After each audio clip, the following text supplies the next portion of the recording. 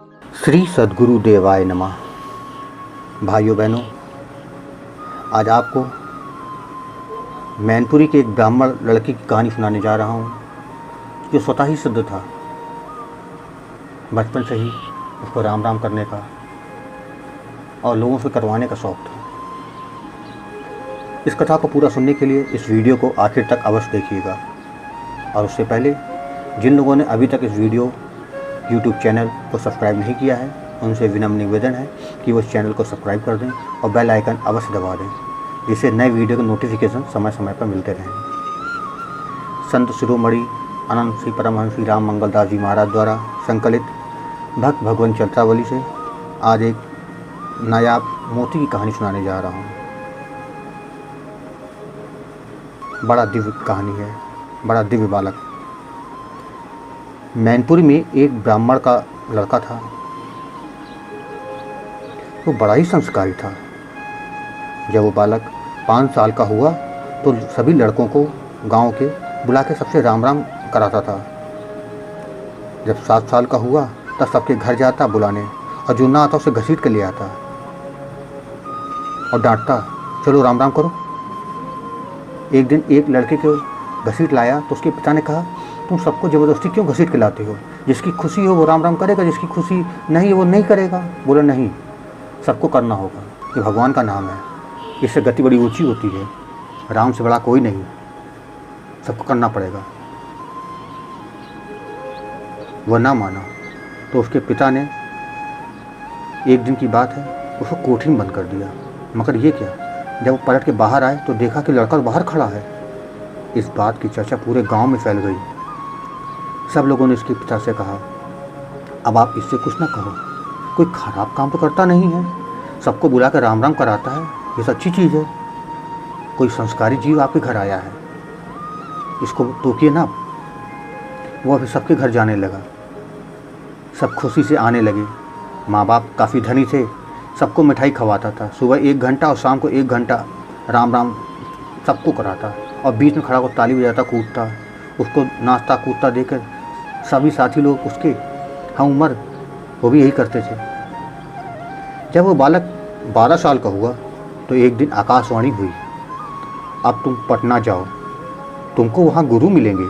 बस फिर क्या था, इसे उसने किसी से कुछ नहीं पूछा और बस चल दिया अपने गुरु की खोज के लिए। खुरासान के बादशाह जो थोड़ी सी उम्र में भाग आए थे, उनको बैराग हो गया था। छुप कर भजन करते थे, हिंदुओं के यहाँ जाकर थोड़ा माँ के एक बार ही पाते थे, बाकी चुप बैठे रहते थे, किसी से बोलते नहीं थे। वो बालक उनके पास स्वतः ही पहुँच गया। वे देख कर उठे, उसे छाती से लगाया और कहा, तुमको भगवान ने हमारे पास भेजा है, हमको पता है। बस अपने गुरु की सेवा में लग गया। वो भी थोड़ा हिंदुओं के यहाँ से माँ के एक बार पाता, बाकी दिन भर राम राम करता। उसे बड़े बड़े अनुभव होने लगे। जब वो बालक 16 वर्ष की उम्र में पहुँचा तो खुरासान के बादशाह ने कहा, तुमको हुक्म हो गया है कि अब तुम यहाँ से जाओगे। तुम उन्नाव ज़िले में तकिया जगह है, वहाँ राम भक्त मोहब्बत शाह की मज़ार है। अब तुमको वहाँ जाकर भजन करना है, और हाँ, वहाँ तुमको शादी भी करनी होगी, लेकिन चिंता ना करो, तुमको भजन में कोई बाधा नहीं आएगी। उन्होंने उनकी दंडवत किया और तो गुरु ने उनको अपनी छाती से लगा लिया, पीठ दाहिने हाथ से ठोका, सर पर हाथ फेरा और कहा, जाओ, राम जी तुम्हारा भला करेंगे।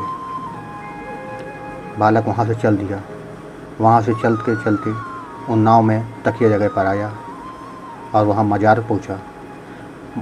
मज़ार की 5 फेरी लगाई, दंडवत किया तो मोहब्बत शाह प्रकट हो गए। उन्होंने उसे छाती से लगाया और कहा, तुम तो बेटा सच्चे राम भक्त हो, स्वतः सिद्ध हो। फिर उन्होंने एक दोने में रसीली बर्फ़ी दी और कहा, इसे पाकर पानी पी लो, कुआं मौजूद है यहीं पर। उस बालक ने वही किया, मिठाई खाकर पानी पिया। एक मुसलमान भक्त औरत और मर्द दोनों मज़ार पर आते थे। उनकी एक लड़की थी। वो लोग लहसुन प्याज नहीं खाते थे। मुसलमान लोग कहते थे कि लड़की की शादी कैसे करोगे, ऐसा लड़का तुमको कहाँ मिलेगा, तुम जैसा चाहते हो ऐसा कहीं होता है, हमारे मज़हब में तो ऐसा नहीं होता। तो वो कहते भगवान की जैसी इच्छा होगी वैसा होगा, हम तुम सब भगवान के ही तो हैं। एक दिन की बात है, मोहब्बत शाह ने स्वप्न दिया कि एक भक्त लड़का ब्राह्मण का हमारी मज़ार पर आया है, उसकी शादी तुम्हारी लड़की से होगी, तुम कल आकर उसे देख लेना। सुबह हुई तो वो लोग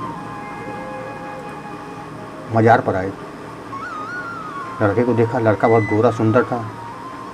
फिर उसके बाद अपनी लड़की और अपनी औरत को भी वो ले आए, उन्होंने भी लड़के को देखा, लड़की भी सुंदर थी। दोनों लड़का लड़की जब तैयार राजी हो गए तो खास शादी हो गई। देखने वाले भी खुश हो गए, रहने का इंतज़ाम हो गया।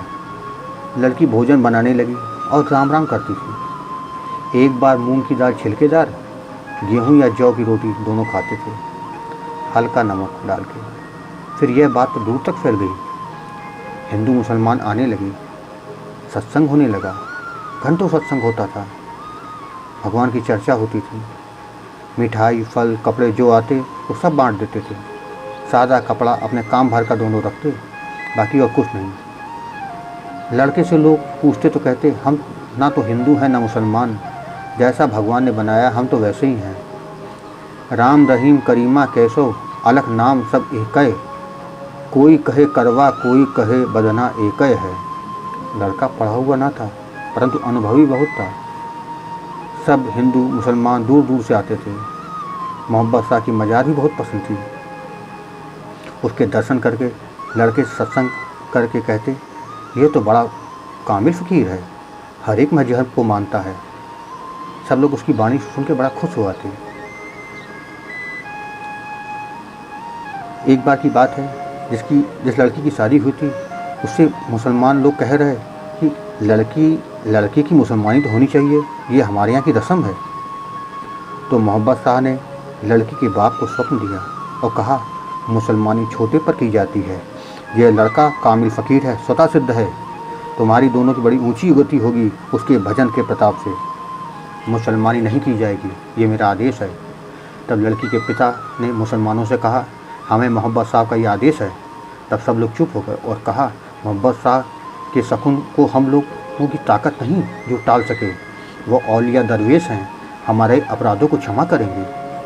फिर सब मुसलमान मज़ार पे गए, 5 तवाफ़ किया, पैरों पर जाकर माथा टेका, फूल माला रेवड़ी प्रसाद सफ़ेद लोबान की धूप दिया, इतर की फुरहरी भरी, हाथ जोड़कर खुश हो गए। अंदर से आवाज़ आई तुम लोगों का कसूर माफ़ हो गया है, अपने अपने घर जाओ। तब सब चले गए। लड़की जब 22 साल की हुई, लड़का 25 का हुआ, तब उनको एक लड़का पैदा हुआ। वो लड़का भी काफ़ी संस्कारी था। धीरे धीरे समय बढ़ने लगा, वो लड़का लड़की तो बुढ़े हो गए और उनका लड़का सयाना होने लगा। फिर लड़के की शादी कर दी। काफ़ी उम्र के बाद उसके माता पिता भगवान के धाम को चले गए। जब वो लड़का 60 वर्ष का हुआ, उसके भी लड़के और लड़की थे।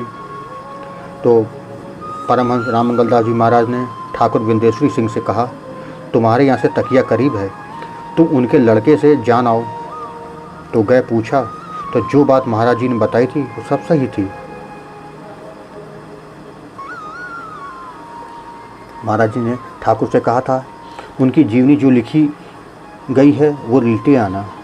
तो लड़के से ठाकुर ने पूछा तो उसने कहा जीवनी लोगों ने उर्दू में लिखी थी परंतु सब चपट गई, सब खराब हो गई। भाई बहनों, ऐसे संत महात्मा की जीवनी पढ़ के आत्मा बहुत प्रसन्न हो जाती है, परमात्मा की ओर लगन बढ़ने लगती है। आपको ये कथा कैसी लगी हमको ज़रूर बताइएगा और हाँ, इस वीडियो को शेयर करना ना भूलिएगा। धन्यवाद।